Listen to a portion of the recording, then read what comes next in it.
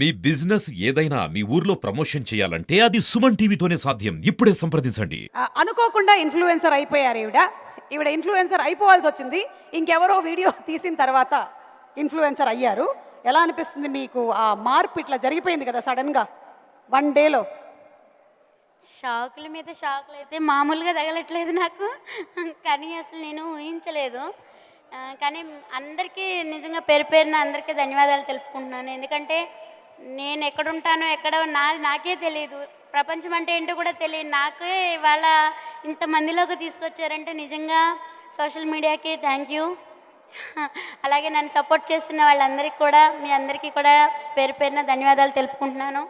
Thank you very much. అలాగే కానీ చాలా సంతోషంగా ఉంది.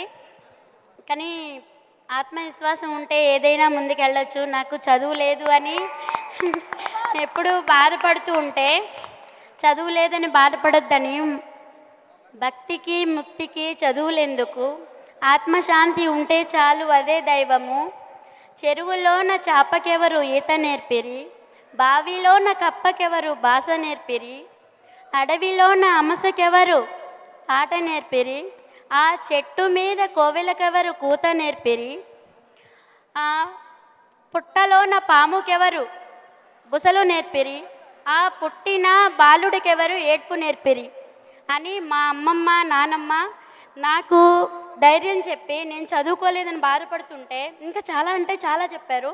కానీ చదువు ఒక్కటే కాదు, నీ ఆత్మవిశ్వాసం ముందర పని అనేది నేర్చుకుంటే మనం చేసిన దానికి ప్రతిఫలం ఆశించకుండా ముందుకు వెళ్తే అంతా మంచిగా జరుగుతుందని చెప్పారు. కానీ నిజంగా నేను ఎప్పుడూ ఇలా ఎక్స్పెక్ట్ చేయలేదు. కానీ వాళ్ళు చెప్పింది పెద్దల మాట వింటే అది ఎప్పటికైనా సరే విజయమని నా విషయంలో ప్రూవ్ అయింది.